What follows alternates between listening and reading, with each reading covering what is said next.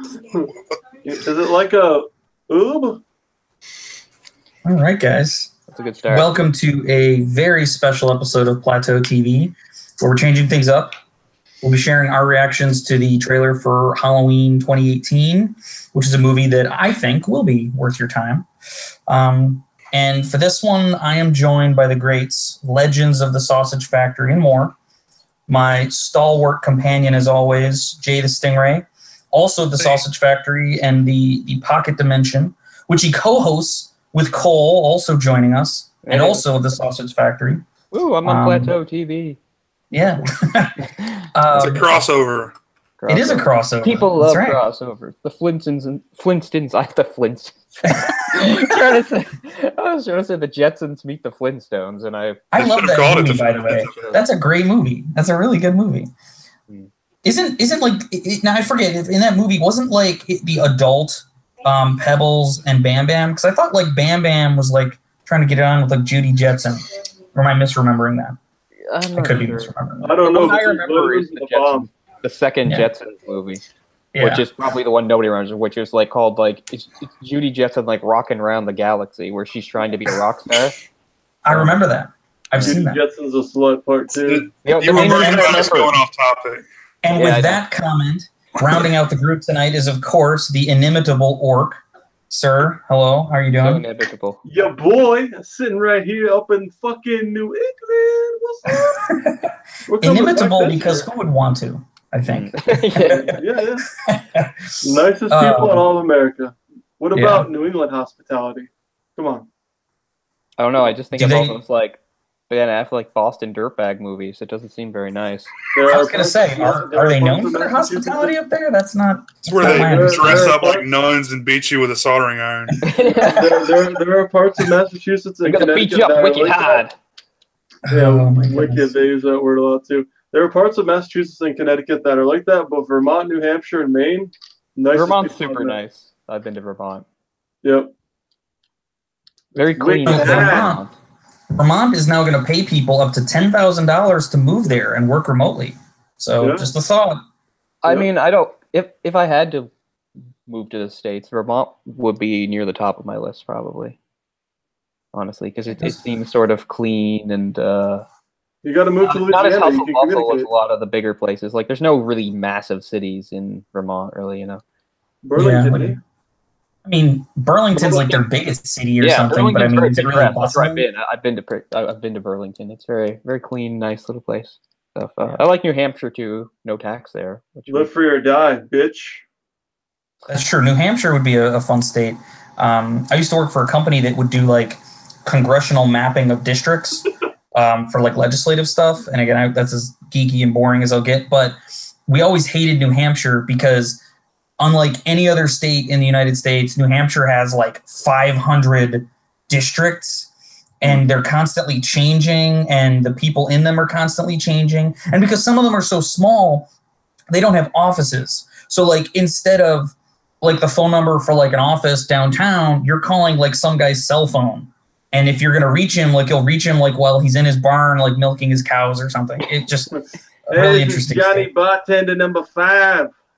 Not even fucking leave a message. In the early to mid 90s, a few times my family went to a specific place in New Hampshire for vacations, North Conway, which is fairly small. I guess it's like basically a ski resort place during the winter because it's basically a valley. It's all the mountains around it, and then you just have sort of like one strip with the hotels and restaurants and stuff. And anyway, we stayed there a few times in the summer. Yeah, Portland, quite nice. We would go there to take advantage of the shopping and stuff. Portland, Maine, Burlington, Vermont, Manchester, and Nashua, New Hampshire are all very nice cities. Some of Manchester is kind of a shithole, but that's just because of heroin. Heroin's a terrible drug, man. That's what's killing people up here in Washington. Yeah, it's making a big comeback, like in the Midwest and West and stuff. Yeah. Going to jail. In any event, the reason that we've all come together here is not to discuss the lovely states of New England, lovely as they might be, but because this morning they released the official trailer for the new Halloween movie coming out this October.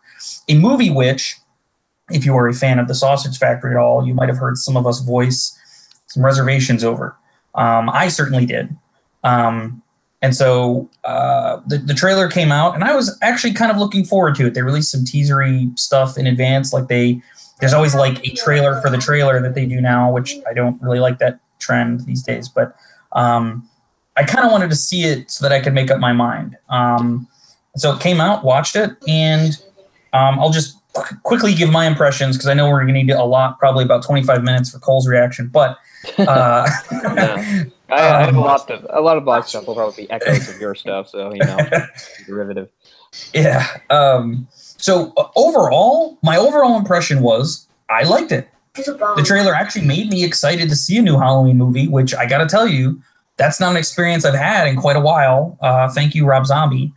The concept felt.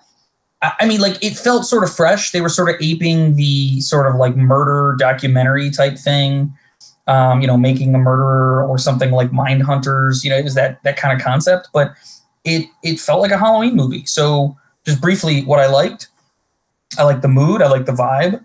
It felt like a Halloween movie, like the good ones. It felt like the original, sort of, maybe Halloween 2, Halloween 4.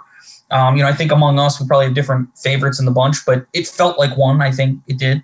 What you could see of Michael Myers in the trailer, I thought his movements and his characterization were spot on. I mean, right down to there were even some specific like shots of his movement that almost seemed like they were copying specifically from scenes in the other movies, which, again, some people might complain about, but I don't know. It worked for me. Will Patton. I forgot Will Patton was going to be in this movie, and I just like that actor. I don't know. He looks like he's going to be the sheriff or a deputy, and he's just an actor I very much like. He'll be pretty good. I'm thinking maybe Michael Myers will kill him, which will be unfortunate. I want him to go to Lewis's son, and then he's like, "These aren't the plays we're running here at this high school." Like in Remember the Titans. Yes, we've all seen Remember the Titans work. Thank you. And then just the final thing I liked was that generally I kind of liked the idea that Laurie Strode was prepared, whereas in like Halloween H2O, it's like she was scared and clearly scarred, but she was really just kind of sitting around waiting, but like really had no plan. And in that case too, like the plot was that like Michael had disappeared after Halloween 2. So it's not even like he was in jail or back in the sanitarium. Like he was just out there somewhere. And yet she was just kind of, I'm at this school and I have like a 5-shot revolver in a closet somewhere that I don't really know how to shoot. So I just thought like that was kind of a cool thing. What I didn't like, however, and it's fanboyism, I'm going to be upfront about it, is that I really just don't like that they're wiping out all the sequels again. I'm thinking that I'll probably get over it. And even though I don't like it, I think what they've presented is effective. But I think it just reduces Michael Myers' legacy. Like, if you're only looking at the first Halloween, he only killed like 4 people, I think. 4, maybe 5. But, it's like, there are real life killers. Actual, like Gacy killed more than that. So it's just like, I don't really understand why he'd be that prolific of a killer. And then having Michael caught off screen after Halloween 1, to me, sort of nullifies the ending of that movie, which is really creepy and really effective. He just disappears. But then to find out, like, oh yeah, we picked him up. Yeah, we got him. It's fine. Like, I don't know. That just kind of doesn't rub me the right way. But those are my general reactions. And despite the negatives at the end there, I'm looking forward to it. I will be there. I'm going to buy a ticket. We'll see it in theaters. But what about you guys? Jay, what were you thinking? I've kind of really had no expectations until, I feel the same way you do. I think it sucks that they're wiping out the sequels. My favorite part is that Laurie Strode is obviously a card-carrying member of the NRA, and she's packing heat, and I thought that was pretty funny, really. But I liked her old like cowboy rifle, complete with like the little slab. I just thought that was kind of interesting. I was trying to figure out, so like the daughter that would be the granddaughter, right? The daughter is Kitty from Arrested Development, and her daughter, I don't know what the heck she's been in, but yeah, Judy Greer. Yeah, Judy Greer. Okay, cool. Yeah, and So they're not brother sister in this, right? No, They're totally wiping that the out, trailer too. goes out of its They way make their to point tell of us. saying that. Yeah. I think it's really hard to erase that many movies, but the tone feels good. The look feels a little like the Texas Chainsaw remake, kind of to me a little bit. Yeah. And you know, Blumhouse. I was going to see how you guys felt about that. They're kind of hit and miss for me. I mean, I like a lot of stuff they've done, but they've also done a lot of stuff I don't really care for. Yeah. But you know, I don't know. At least they're making a movie. There you go. Hey Cole, what do you think? Like I said, a lot of the same things, but yeah, I'm with you in that I was always interested in this from day one and stuff. Of the slasher franchises, Halloween has always been my favorite. And, you know, I feel like the one that was maybe suffered the most in a way, and that I had to deal with the Rob Zombie remakes after Resurrection was part of the other thing, you know, being so bad. And, you know, I even went to see the first remake in 2007. I went to see that in the theater, even though I did not like Rob Zombie. Even back then, like, I did not like. At the time, he had 2 movies out. I think he had House of a Thousand Corpses and the other one, the one that most people like. Devil's Rejects. Devil's Rejects, thanks. And I didn't like either of them. I've softened a little bit on Devil's Rejects over the years gone by, but at the time, I really hated it. And I still saw that, you know, and like I was, you know, about 5 minutes into the movie, I already knew that this was a terrible, terrible thing. The first use of skullfuck was pretty much when I checked out of that movie. So I mean, not to turn this into just another video where we just slam that, as fun as it is. Cole, dude, go. We got 8 hours. Go ahead. We're only 7.5. We're gonna do a tight reaction video. Yeah. And that's what she said. Yeah, everything's tight. Okay. So anyway, yes, like Jay said, I am happy that there is a new Halloween. You know, why not? It deserves to continue in some way, just like all the others and stuff. And this does give us a chance for sort of a fresh perspective. But I think that, like you guys, I think they're overdoing it with a fresh perspective.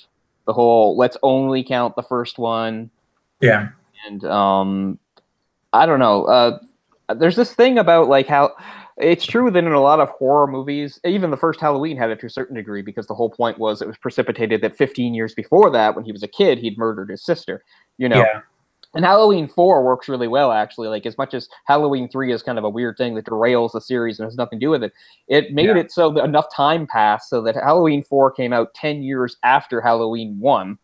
Yeah. And still 10 years after what Halloween 2's time frame was. So it was kind of cool that, yes, Michael, after the events of those movies, had sat around for 10 years. But I don't think stretching it out works, really. The idea that Michael only did half of that, well, we'll take out, of course, 4, 5, and 6, but he didn't even do 2. So as we said, he killed maybe a maintenance guy, 2 babysitters, and a babysitter's boyfriend is all he did. The ending is nullified now. That great, you know, ending of Dread where they look again and there's a bare patch on the ground. It's like, but I shot him 6 times. Where'd he go? You know, that's all gone because I know.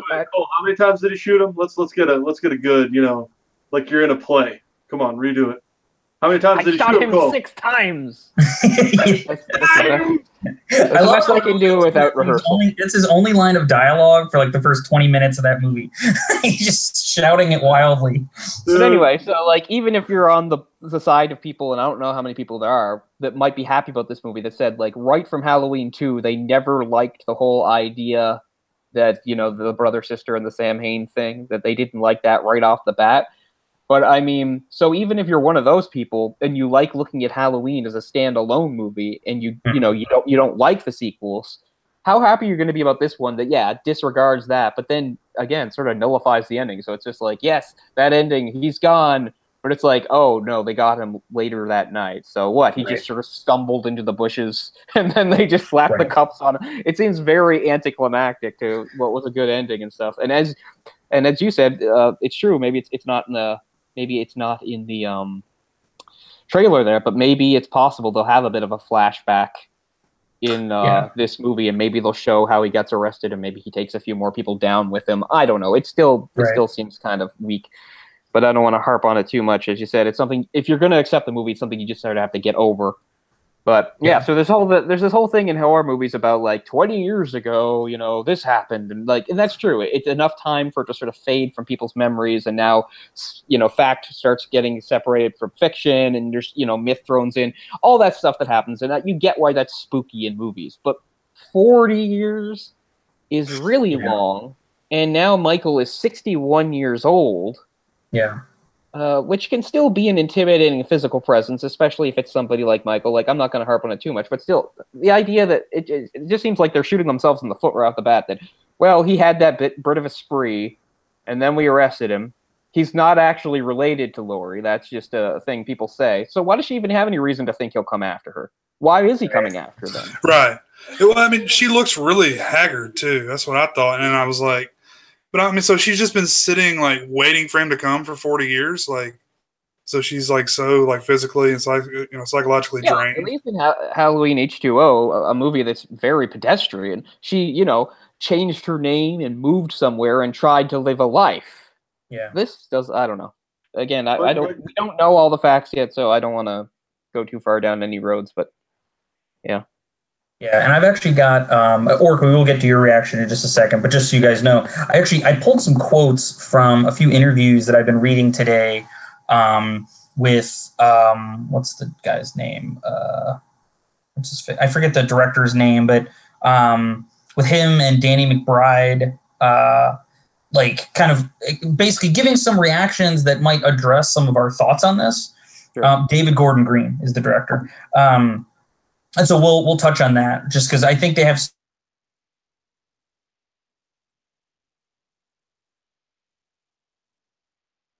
that him or me?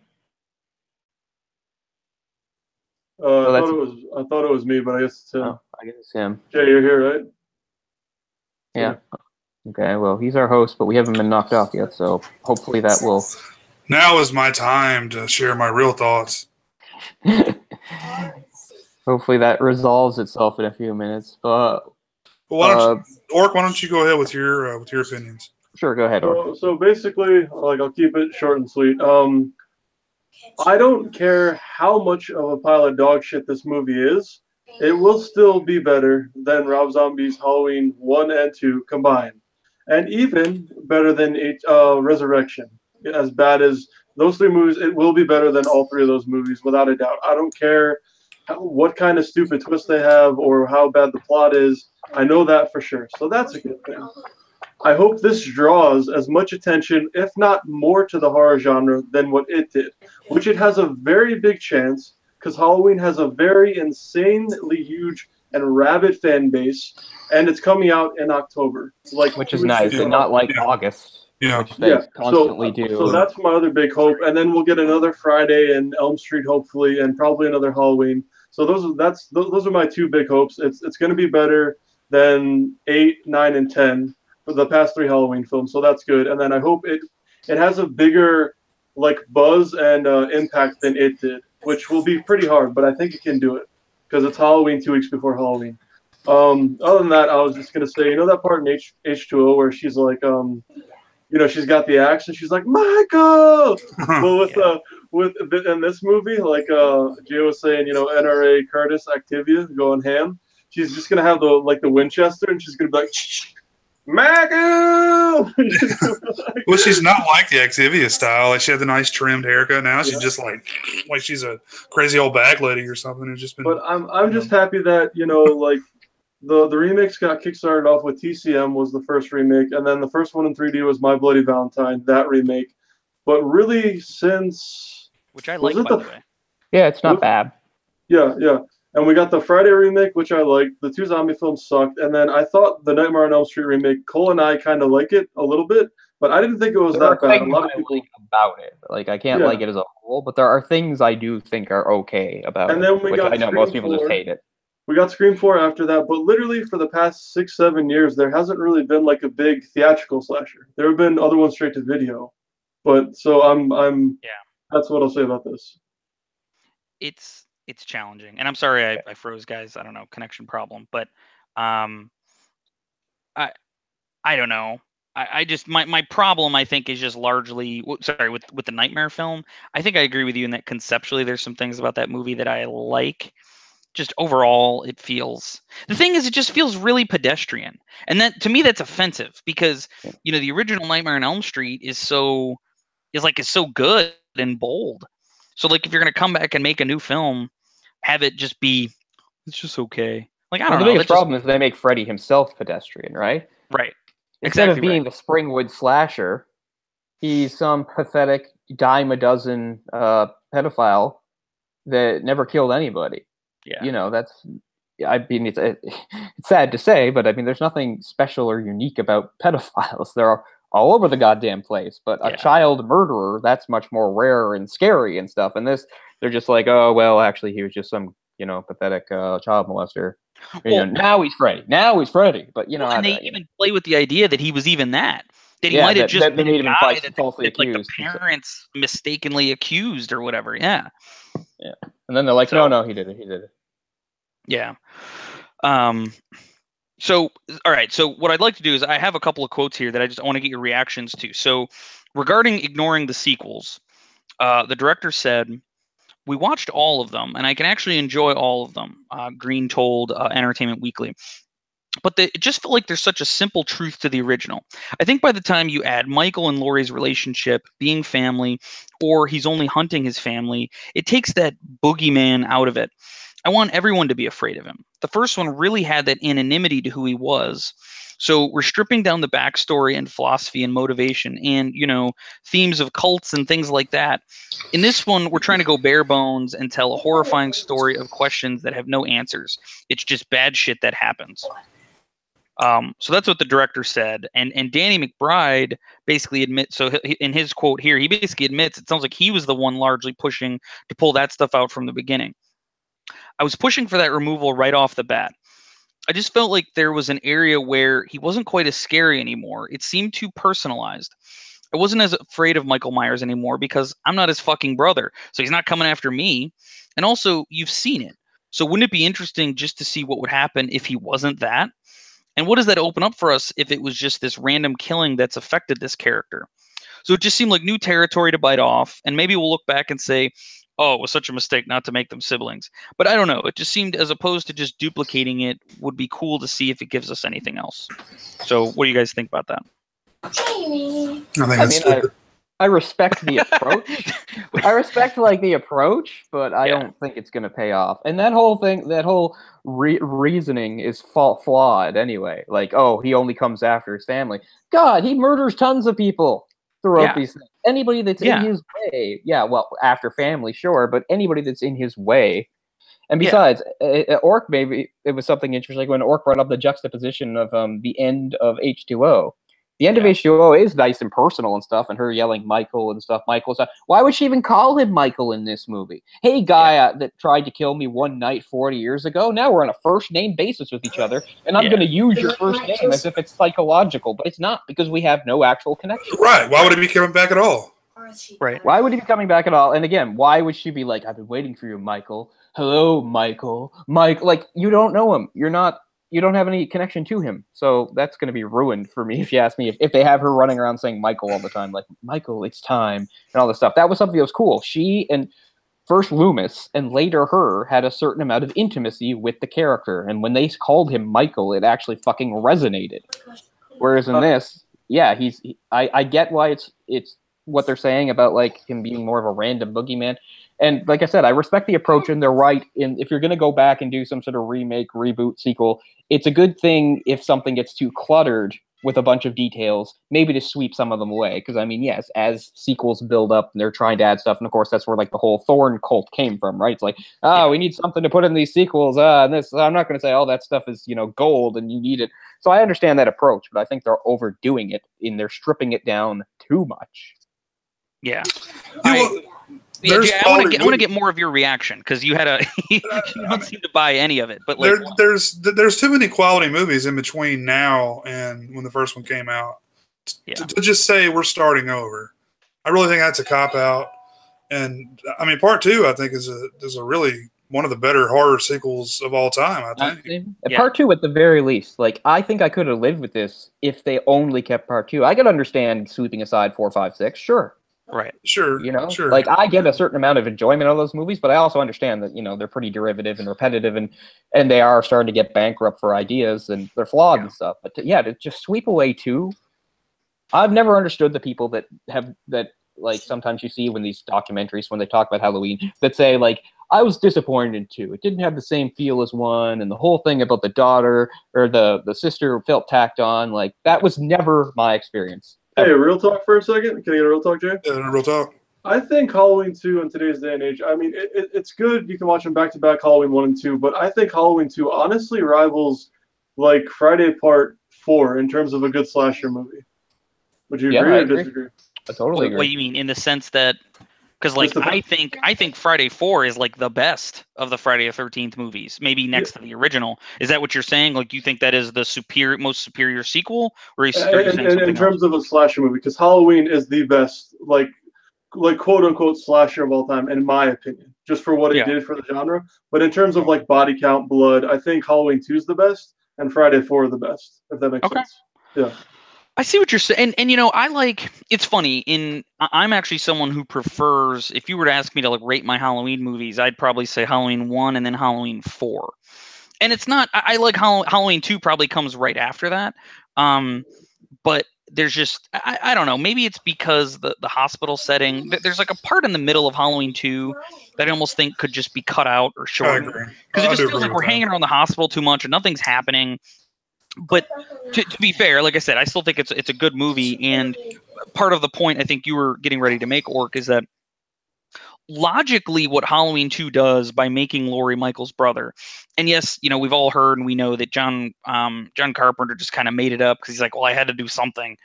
But I mean, I think it makes a certain logical sense, right? Because like all throughout the first Halloween, Michael is stalking Laurie, and it just seems kind of random. And then when you make the connection, like, oh no, this is actually his sister, and this was kind of part of what he's doing, it makes a certain kind of sense that like it's sort of why he's so obsessed with her and he's just staring at her. That said, I can also buy the concept that this is just some crazy dude, and the fact that he just kind of attaches himself to her and is obsessed with her is maybe even a little creepier if there is no reason why. Like, well, I mean, they have given a reason, and that like they'll say, and I can understand this, but I don't think it works once you stretch it into this movie. And that is, you know, you could watch Halloween, the first Halloween, and you can just say, you know, Laurie's not his sister, but he reminds him of his real sister. His first kill was his real sister, and people said, well, Laurie reminded him of that, and I say, okay, that's fine. But now it doesn't work for this 40 years later. Oh, yeah. He's still going to fixate on this woman 40 years later that reminds him of his teenage sister that he murdered back in the fucking 60s? Yeah. Well, maybe you could make the argument now, perhaps, that it's more like a revenge motive. Like, I tried to get you and I didn't, and it's like he can't let that go. Like, you're the one who got away, literally. That kind of thing. It's a simple enough thing in any sort of slasher, right? You know, I mean, that's what Jason always does. He kills off like the survivor of the last movie. Is usually how he moves forward. Right. Unfinished business. I can understand. That's a very, you know, common sort of thing in slashers. Yeah. So the trailer had a few of these moments, but there was another quote that the director made, which I just want to say, like, my approach to this is what I always say it is, which is that I want to like this movie, and I am a huge Halloween fan, and so I probably want to like it, you know, just about more than anybody. I mean, I don't want to push down anyone else's fandom, but all I mean to say is I want to like this. I want this to be good.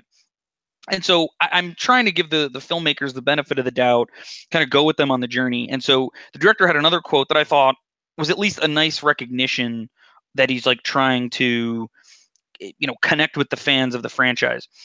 Anyone who's a fan of any of these films will find nice little Easter eggs acknowledging our salute to the filmmakers that have preceded us in the stories and mythologies as they've unfolded.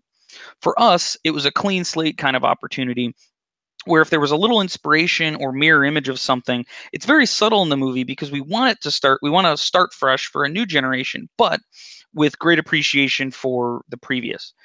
So like in the trailer, I mean, you definitely saw that. I mean, I think someone made reference just sort of in our offline conversations earlier to, you know, there's like an H2O reference in kind of that bathroom scene. I thought there were some references of like Michael's movements, even like just the way he would turn. It seemed almost like mirror image shots of things he did in the first movie. So I I kind of appreciate, like, to me, they're throwing fans of the original and the other films in the franchise more of a bone than Rob Zombie ever did. You know, Yeah. he seemed to be going out of his way to say, like, fuck you, other movies, like, you're terrible, I'm gonna do my own thing. Which that's a way to go, I guess. I mean, part of the reason I have such disdain for Rob Zombie's Halloween is that, like, you know how when often they'll do like a remake of anything and they say, well, I'm such a fan of the original and stuff like that. I never felt like he was a fan of the original. I always felt like he felt like Halloween is pretty good, but I can make it way better. I felt like all he was trying to do was one-up the whole time. Everything was about one-upping, saying, here's what you should have done. I'll show you how to do it, is how I felt. Like, it wasn't violent enough. There wasn't cursing enough. There wasn't this enough, is how I felt watching those movies. Like, it was just like, Halloween's a nice little movie for back in the day, but for today's times and for an artist like me, I'll show you how it's done. Is how I felt. I felt like there was a lot of arrogance in his movie, and he's like, "This is my Halloween." Like, well, he said a lot of things, and then would say something completely different. You know, a year later, and kept going back on what he said. I don't know anything. I'll never do a sequel. No, first of all, he said I'll never do a remake, and then he did Halloween. Then I'll never do a sequel. He did a sequel to a remake. Yeah. So remember when he said that he was like, I don't give a shit about the Halloween movies after he did the first one, or while he was filming it? I think he just wanted to do TCM and fucking what's the fucking douchebag who owns Platinum Dunes? Michael Bay, yeah. I think he just didn't get like the TCM remake with Jessica Biel and wanted to stare at her for like a month, and then he just raged and he's like, "Oh damn it!" And he just made. Like, I had a great lesbian scene for her and Sherry Moon. Yeah, exactly. Awesome. I think he's just like salty as fuck. Like his sodium levels are like overflowing because he didn't get to do like 10 Texas Chainsaw Massacre movies. Like you know, fucking Texas Chainsaw Massacre 59. Sherry Zombie becomes Mincemeat 5. We're just like, whatever, dude. Yeah. Grandma, bash his head. Okay. I thought that Collider had an interview with some of these folks, and they actually asked what I thought was a really good question, because this is true. And I was kind of thinking this, because even the way that they're billing this movie about like Jamie Lee Curtis, it's like going to confront him one last time. And it's like, you know, I feel like this is deja vu, because that's what H2O is supposed to be. So Collider asked a question, and they said, this is now the second time in the franchise, not counting Rob Zombie, where you've gone back and said most of the sequels don't count. Do you think about the artistic ramifications of that and the impermanence of what you do? Like in 20 more years, Jamie Lee Curtis will be like a great great grandmother fighting Michael Myers all over again, discounting this one. And Danny McBride said, and this is, I wasn't happy with this answer, but he said, I feel like it's almost one of those things like Batman or something. You see different artists take on these iconic characters. So I think it's kind of cool to see what different filmmakers do with a property that is so well known. I would rather have that approach to Michael Myers than everyone just continuing some storyline and trying to regurgitate these things. I think it's even more interesting to have someone like David or Rob Zombie, these filmmakers that just come and put their own stamp on it for better or worse. I think that's a more interesting way for a franchise to stay alive than just to continue to beat the same drum over and over again.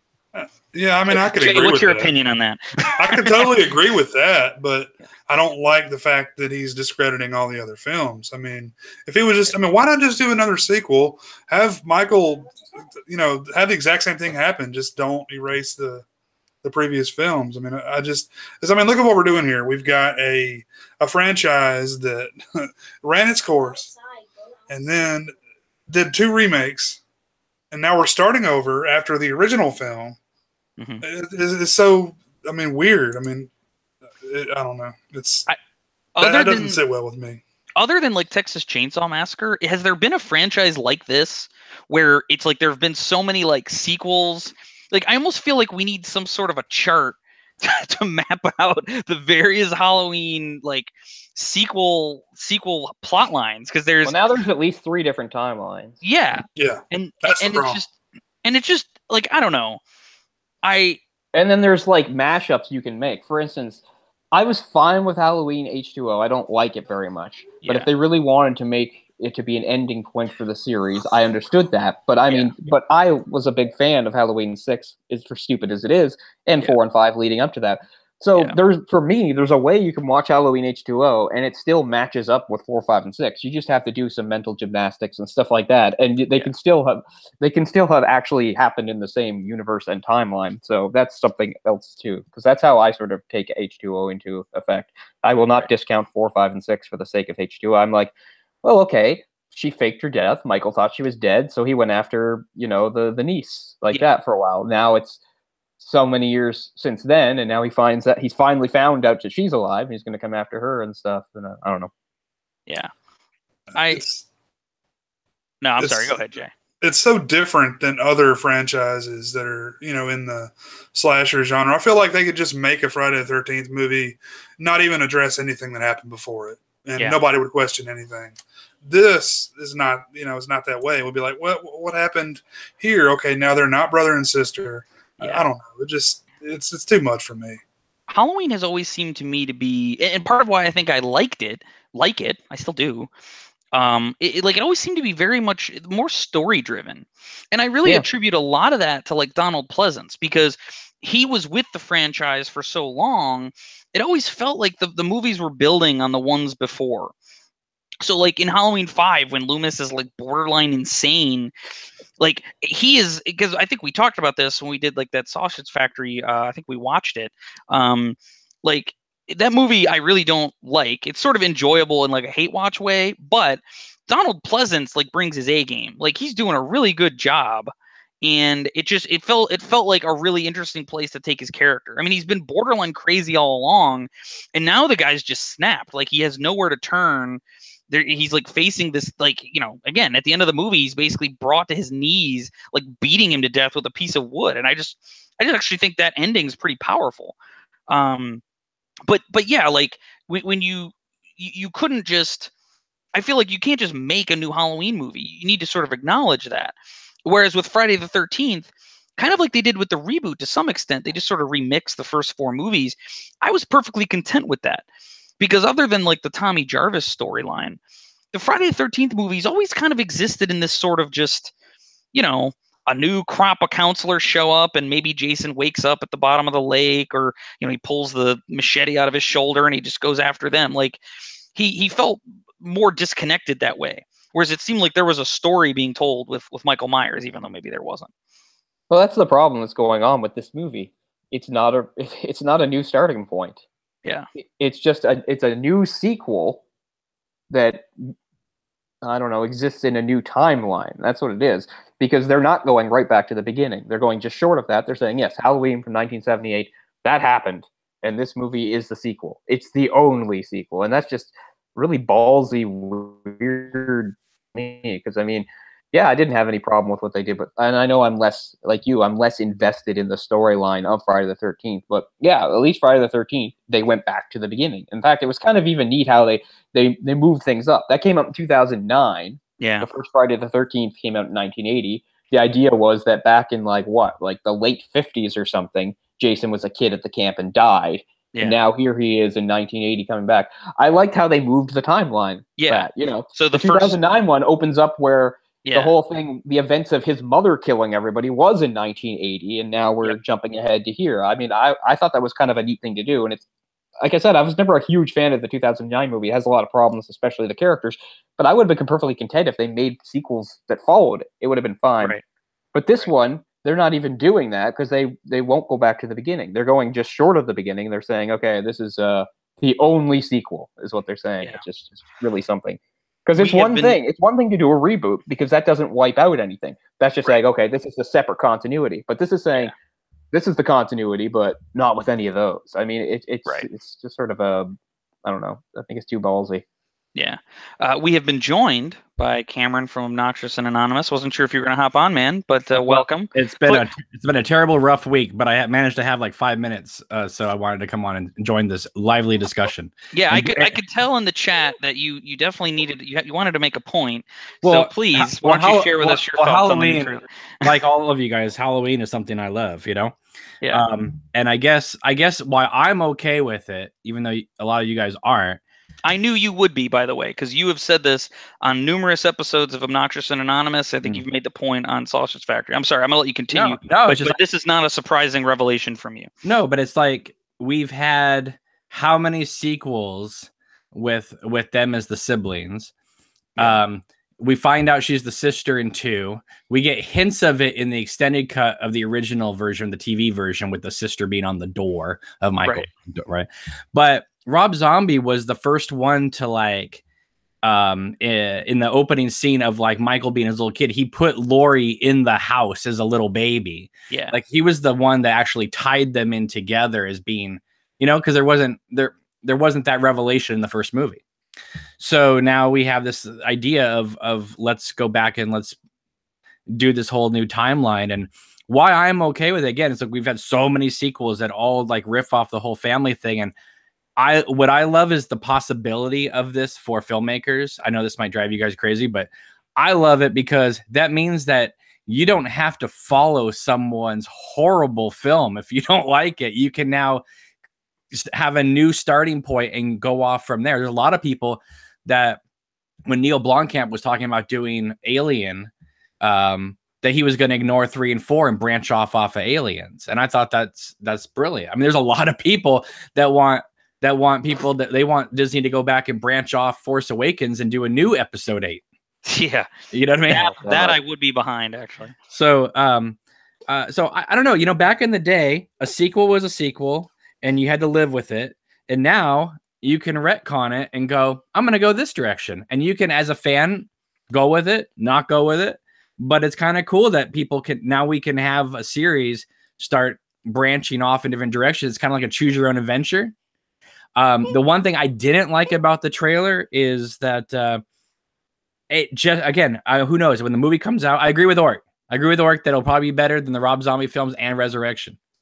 It would be hard to be worse. That's a low bar.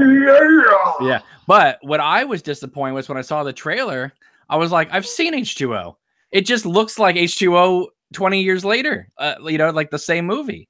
And I really thought they were gonna push it into some new territory, and it just, the trailer makes it look like a remake of H2O. Now I know you guys don't like H2O. I like H2O, but I've already seen it. I don't mind H2O. I don't mind H2O. I just think it's a little bland. No, but what I'm saying is, don't you get the same? I mean, I know it's a different. It feels like a Halloween film, but from what we've seen, it's like the same story points with a little Scream 4 thrown in there with the granddaughter and all that stuff. You know, it does feel that way, but I'm willing to, like, this trailer to me feels a lot more like the original Halloween than H2O did, which I'm like, to me, that is something worth celebrating. Right. Now, so here's my problem with the trailer, people. Why not have the girl walk over to the closet, close the door, and the door opens, and she goes, what? And she pushes again, and the door opens up, and then cut away. Why do we have to have the reveal of Michael and give away that scare moment? You know, like, I don't like when trailers, or like, why do we need to see him drop the teeth over the thing and like her in the bathroom? Why not just have a cutaway shot of him dropping teeth and we don't know the context of it? Because now we know, oh, this is the scene where he's going to drop the teeth. And I don't like that, where they like whenever you see like a movie trailer and people like are falling off a cliff and they always show them land. And I'm like, why? Like cut it before they land. So that's the whole point of seeing the movie. Do they land? Do they not? You've ripped the drama out of the scene for sure. Yeah, and I don't like that. But you know, Blumhouse is, if this thing hits, and I'm hoping it does, hey, at least we'll get some more Halloween sequels from people who care. Yeah, you know, well, and not even just that. I think the potential to get more. And again, I know Friday the 13th is tied up in all kinds of legal trouble, but if the studio thinks there's money to be made there. They may come to some kind of accommodation with the parties involved, or kind of push to hurry things up. Like it could help the other franchises that we want to see too. Well, So, I really did think when it made what it was $130 million opening weekend, I thought because that was Warner Brothers and New Line Cinema that was going to greenlight Elm Street like right there over the weekend, but it didn't do anything. You know, it didn't like cause anything to be greenlit. Yeah. Other than It Too, but right. Well, yeah, but the problem with It Too is they're trying to like bring in all these movie star power for it, and it's like nobody wants that. Nobody wants Jessica Chastain and all these people in It Too. Oh, because, I do. What are you talking about? I actually think she'd be perfect. I was one of the people saying she looks just like Beverly. Yeah, but the problem is that sold itself with no stars. We just, so we don't need. I think Jessica Chastain should be in everything. I love her. Oh, you do? Yeah. Oh God. Okay. Big fan of her. Well, she's a redhead, so I. Oh God, you know what they say about redheads, right? I'm not attracted. This is the rare actress that it's not that I'm attracted to her. I like her acting. I wanted Osama bin Laden to shoot her in that Zero Dark 30. So. yeah, cool. And I like the articles. Okay, yeah, shut the fuck up. That's called they should have called it Call of Duty: The Office Edition. That movie was boring. Yeah, see, I've never had any interest in Oscar. that movie. See, I actually think it's kind of cool that like Bill Hader is going to be in that movie. Well, that's fine. That's fine. But we don't need all 8 kids to be movie stars. Like they wanted. I mean, the only one I was going to be okay with was if they put Chris Pratt as the fat kid, because that would have been cool. No, I don't want any of that. No. But they didn't go that direction. Put Chris Pratt anywhere near it. No, but when your movie makes $300-400 million in 2 weeks, you better believe they're going to start putting all those people. But that's the problem with it. It doesn't need movie star power. It sells itself. But anyway, getting back. I only cared about the first part anyway. I don't care about the adult stuff. But maybe they'll move the orgy into the second part. I don't know. I mean, it's too late for me. But let's be honest here. Will they? Here's the question to the filmmakers, David Gordon Green, who has a very hit and miss film, resume. Yeah. Are they going to do what all filmmakers do when they get a Halloween movie, is try to kill Michael off, or are they going to try and leave it open-ended like the first one? Well, I hope they leave it open-ended so that in 20 years somebody can come along and shit all over their ending. Yeah, so that's basically what they're doing. I have another quote, which is actually relevant to some of the other stuff we talked about. There's a quote from Malek Akkad, Mustafa Akkad's son, the one that produced Rob Zombie's movies. This was mostly a quote in response to the fact that Michael, like you guys have pointed out, Michael's like 60, 61 years old.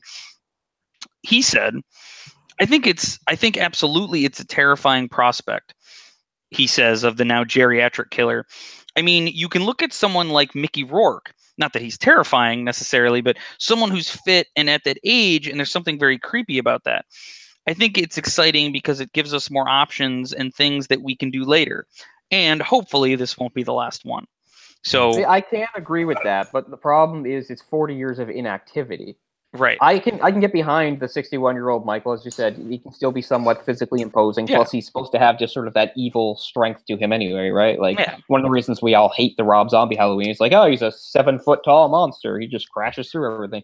You know, I liked that he was just sort of a normal-sized guy, but he had like this, otherworldly strength that just sort of, because.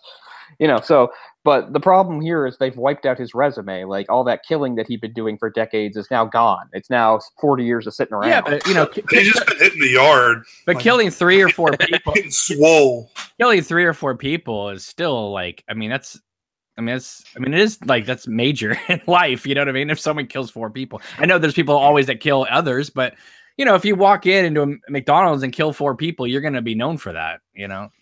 I don't disagree, but I understand Cole's general. But this is kind of a higher standard. Though. I do too. I do too. Slashers, right? But I don't know. I'm just I like the idea of them just like, let's just try this. If it doesn't work, listen, it's not going to be worse than Resurrection. I'll tell you that much. So, but I'm sorry. There was actually there's another quote that I think is interesting because that was Malek Akkad, but the director addressed it, and he said, a character in the movie even talks about that, referencing that he's old.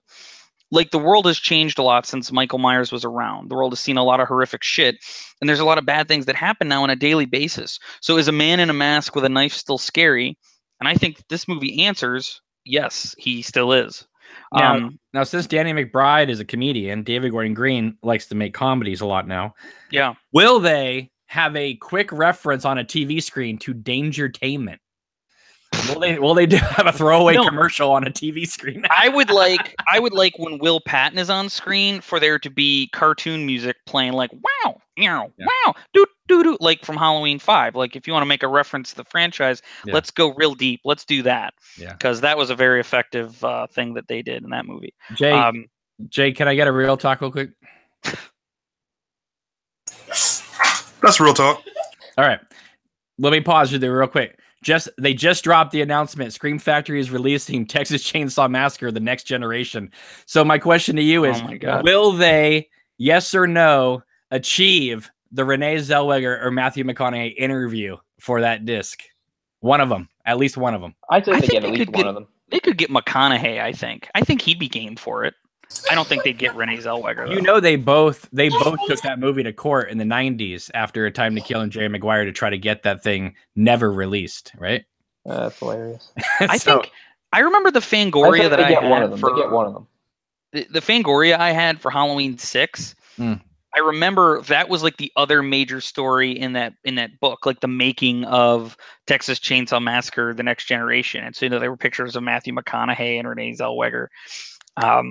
It kills me that I got rid of that. I should have kept that. But so you think they're going to get one of them at least? No. You don't? I say they get one. They get one. I think they get one too. No, they're going to get the set designer. That's all they're going to get. So, that movie's known for its beautiful, detailed sets. And they'll get the guy who made the leg brace. Anyway, go ahead. So in this movie, and I think you guys all know this, but if you don't, two people played Michael Myers in the movie. The original actor, stuntman who played him, Nick Castle, is in the movie portraying Michael Myers, but he's old. So most of the stunt work is being done by James Jude Courtney. And he actually said something interesting in an interview that I thought was kind of a cool thing that just seems interesting. I learned how to kill from a mafia hitman, he deadpans. He went to see the movie I did. It wasn't a big movie or anything, but when we walked out, he was like, Jimmy, it was a really nice movie, but that's not how you kill people. So, and then he adds, I've been complimented many times here on set how efficiently I kill, and all I did was take what he taught me. I don't know. I think there's something about that I think is interesting. So like, is Michael just going to be very efficient and fast and brutal? Which that's what I want. Right. That's one of the things I hate about Rob Zombie's Halloween Again. Is they're too long and drawn out and go on for forever. You got the people going, and they're crawling around and going, and he's catching up to them, and like it's stupid. They're brutal kills. It's just each one goes on for like 5 minutes, and will the John Carpenter name help this movie? Or does nobody care about that anymore?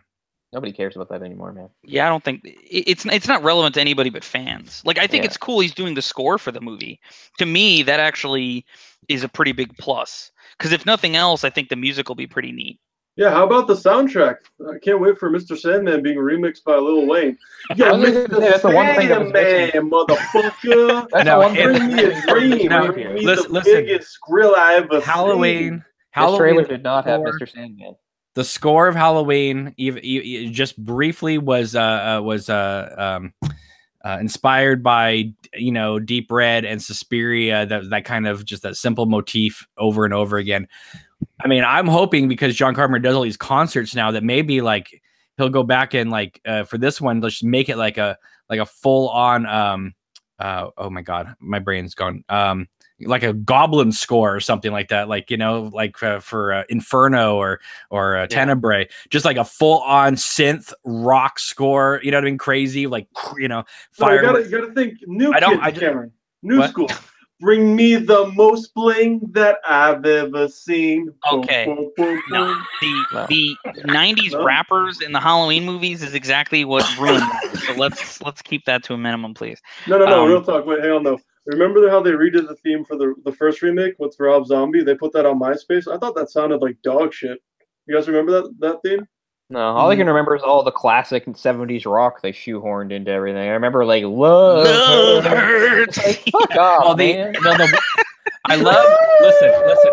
There's problems. Don't Fear the Reaper is the only song you need. Okay. There's problems obviously with the Rob Zombie film, but that work print that dropped early, like, had inspired moments that when I saw it in the theater and then obviously the director's cut, I was like, where are those moments? Those moments are so awesome.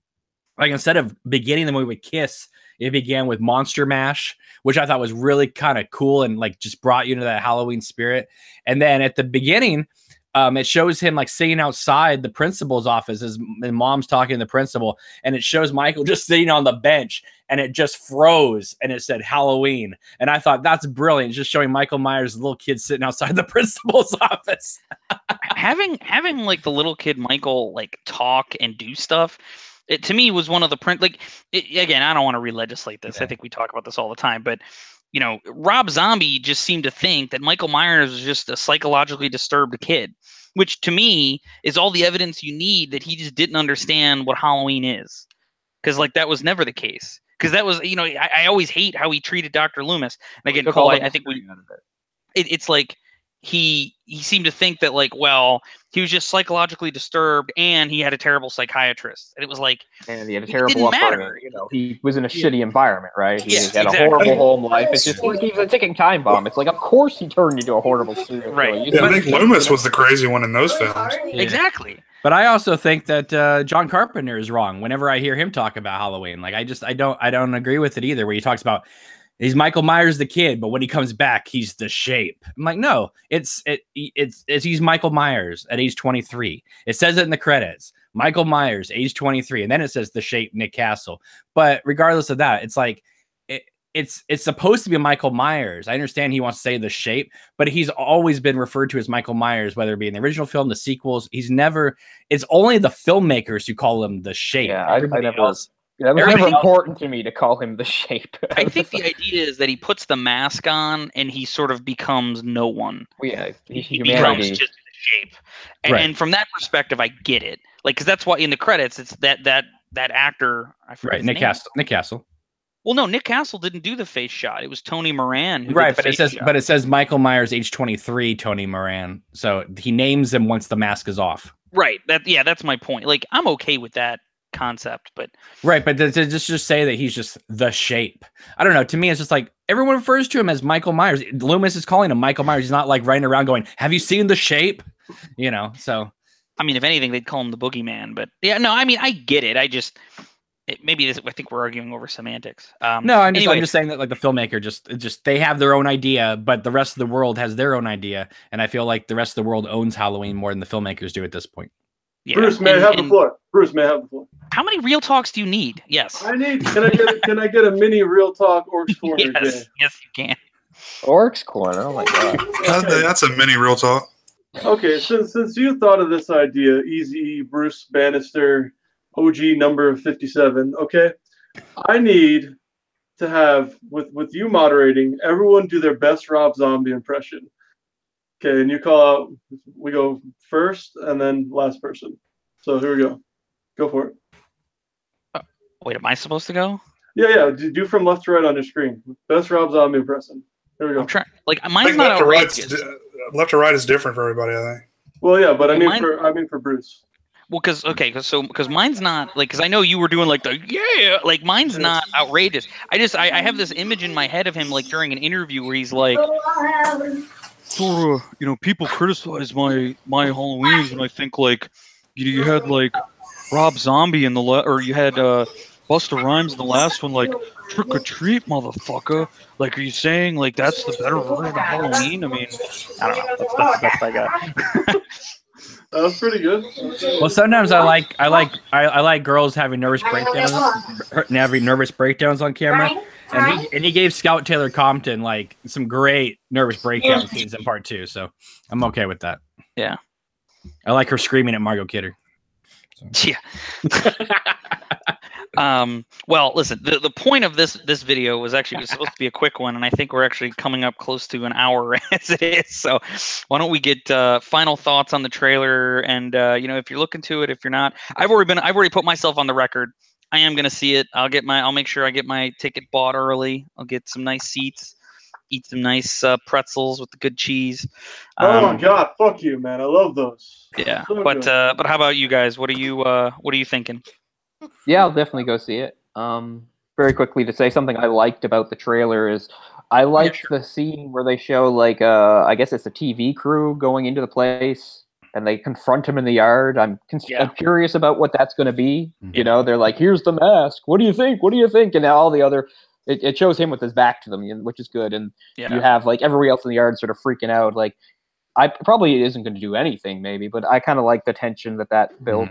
Maybe that it's almost like they are the ones who are responsible for reawakening, that maybe he would have just sat on his ass for another 40 years or whatever, that maybe they are the ones that are going to inadvertently remind him of his mission or something. So I kind of like that scene, like, well, the little bits and pieces we saw, but it seemed to have some decent mystery and tension to it.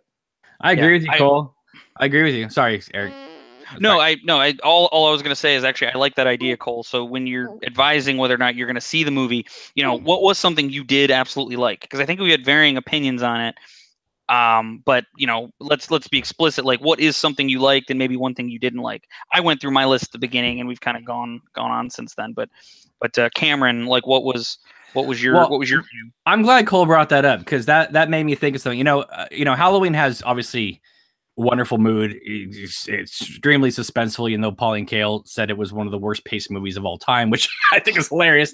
Yeah. But I truly think, maybe you guys don't agree, but I think one of the scariest moments I've ever felt in Halloween, always, even when I was a little kid to now, and it's a moment nobody talks about, is when the nurse and Loomis are driving in the car and they turn and those headlights hit all those mental patients just standing in the field. And listen, they don't do anything violent, but the idea that all these crazy people are just roaming the countryside, that to me is pretty scary. It's like a bunch of orcs in their hospital gowns. Fuck that shit, bro. Yeah. That's true. The top. And they're in like these really white flowy gowns that look very strange and cultish. That is a creepy scene. And they're unsure of where they are, but they're in the dark and they're not being violent, but they're just crazy and lost and they'll go towards any light they see. Right. And I see a moment in this trailer of like, I think they're driving, they see like some guys on the road kind of dressed up. So I don't know, maybe they'll do a riff on that. I'm excited to see it just because I love Halloween. I rushed out to the theater to see Resurrection. God, that was the worst afternoon of my life there. It looks good. I don't, depending on what people say about it, I want to go see it in the theater, but it may want to be one. Listen, I already know I'm going to own it on Blu-ray. It'll be next to my Halloween box set. You can't be a completionist without it, regardless. So, I'll end up getting it anyway. But even if it sucks, I'll end up getting it. Seriously. Yeah. I own the Rob Zombie films on DVD and Blu-ray. I own them only because they came with the Shout Factory set. That is the only reason I own them, and I have never watched them. I've always been a completionist, but that ends me being a completionist. As I said, if I owned the box set, I would actually just take those two movies out and physically throw them in the garbage. I just literally want when they visit him in the prison, though, I want them and they're confronting him. Somebody has to say Michael Myers ain't no soundbite. That's. I'm gonna leave. I will stand up and leave if there's any reference made to that. But you guys want an open ending, or you want them to try and kill Michael Myers again and leave it like that? I kind of want an open ending. Just leave it open. Because the original Halloween ended that way, and when you talk to John Carpenter, and I think his point is important. It's not like he was setting up a sequel. He just thought that was scary. Yeah. That he's still out there. Not like, oh, I'm going to have a hospital movie in like 3 years. Like, no, it's like, so I think if this movie could forge an ending that is open-ended, but do it more for the sake of being scary. Yeah. I would love that too. I'll bet you this is my prediction. They're reshooting the ending. Remember there was a bunch of reshoots going on. Well, this is my prediction. Jamie Lee Curtis or somebody close to her, like family wise, it will be revealed that their name was changed to Strode from Thorn. There will be a Thorn reference in this movie. They'll be like, oh yeah, wasn't your maiden name Thorn? It'll be something. Guaranteed. If they're throwing in the bathroom gag from H2O, Yeah, I guess that's they probably have to work something in. But then they have the closet gag from part 4. They have the gas station gag from part 4. They have everything. Will they have the Silver Shamrock theme show up? That's what I want to know. That would be all. Now that I'd look forward to that. Yeah. But yeah, no, I'd like to see it on TV in the background or something. I'm excited just because you know what? I love Friday the 13th. I love Nightmare on Elm Street, but I remember just counting down the days as a kid when I knew Halloween 4 was coming to VHS and I got to see it because I didn't get to see it in the theater. Yeah. I remember the big picture on MTV saying it's #1 2 weeks in a row. But Chris Connolly hosting it. But I got to rent it. And I remember being a little kid. And when you're a little kid and you see Danielle Harris standing at the top of the stairs as a little kid in the clown outfit and Loomis screaming, no, no, no, that is an ending. That is a heck of an ending. In fact, it's such a good ending. There shouldn't have been any more after that. Like that's like just a great circular thing. Yeah. 1, 2, 4, boom. You know what I mean? Yeah. 4 isn't one of my favorites, but like the Halloween 1 opening with like the patients outside. That's an amazing opening for a movie. You know, it's really atmospheric, especially if we watch it like really late at night. Halloween 4 though has an epic fucking intro. Holy shit! With the fat guy who's the security guard, he's like, "This is where the society rejects or sends its worst nightmares" or something. How does the line go? And it's like, someone said like, "Oh God," and he's like, "God doesn't have anything to do with this place" or something. Listen, no, he says, Jesus. It's like, hey, Jesus ain't got nothing to do with this. Well, listen, the opening credits, the 1 is classic, 2 is classic, but the underrated one is 4 because there's no Halloween theme there. It's just eerie sights of the countryside, and that is really effective. Really effective. I've always liked like the Halloween 2 opening. I've always liked a lot just because it's like Donald Pleasance at his utter hamminess. It's like, you don't know what death is, and he just runs away. It's probably his best scene in the movie. I like how they completely changed that line for no reason in the TV version. Yeah. He says some like it's a completely different back and forth between him and the neighbor, like for no reason. Like why did they do that? It doesn't have to do with content or anything. And they kill off Lance Guest's character in the TV version, but not in the theater version. They shot him 6 times. No, I think you got that reversed. Because in the TV version, that's where he sits up in the ambulance with Laurie. It's the TV version that has the scenes where Lance Guest survives. Oh, okay. In the theatrical version, you just never see him again. The assumption is he's dead. Yeah, he slipped on the blood, hit his head. Yeah. I never thought he died. I just thought he had like a concussion. Well, that was how they explained Jamie in part 4. Was that he was the dad? Yeah. Orc, what do you think, buddy? Well, I said a few thoughts. Mainly, my thoughts were when we're having some internet issues. Basically, all I'm hoping for is that it's bigger than it. If it made 130, I hope this makes 150 at least. Brings back another Friday the 13th. We've had 4 TCMs. We've had 1 Friday. We've had 2 Halloweens. A couple Child's Play direct-to-video in the middle of that too. Yeah. Which those that's my big 5. Candyman. No, I have a big 5. It's Jason, Freddy, Michael, Leatherface, and Chucky. That's my big 5 for horror. Candyman's a poser. The first Candyman's good. But anyways, I hope it makes a shit ton of movie. It can't be worse than the Rob Zombie movies. And even if it's a steaming pile of dog shit, it'll be better than Resurrection by a mile. So yeah, just makes bank. It's better than those shitty movies. I'll go to the theater and fucking stand and watch it while everyone thinks I'm gonna fucking kill them in the back row. And then I'll buy the Blu-ray and hopefully I just hope it gives another slasher push. And instead of like when I'm playing World of Warcraft 5 with like all these little like Australian kids, they're like, "Oh, I don't think Saul's the greatest movie. I like Halloween." And I'm like, "Which Halloween?" And then there's a game we're all playing and fucking. I just hope it does that. It just brings it. You should stand in the back of the theater with the Myers mask on. I was thinking that exact same thing. Scream 2 style. Yep. Hey Jay, close us out, man. What did you like? And then are you going to be in theaters seeing it? Oh yeah, I'll definitely check it out. Still got fairly low expectations. It looked decent. I like the tone of it a lot. That was probably the main thing I took away from it. Really, still not sure though. It can go either way at this point. Yeah, it's us Halloween fans have been through some tough times this past millennium. So you're right to be skeptical, I think, but I don't know. I have a good feeling, so we'll see. And it will 100% be open ended because it's going to make a lot of money, and they're going to make a sequel. Yeah, I guess. Maybe, I don't know.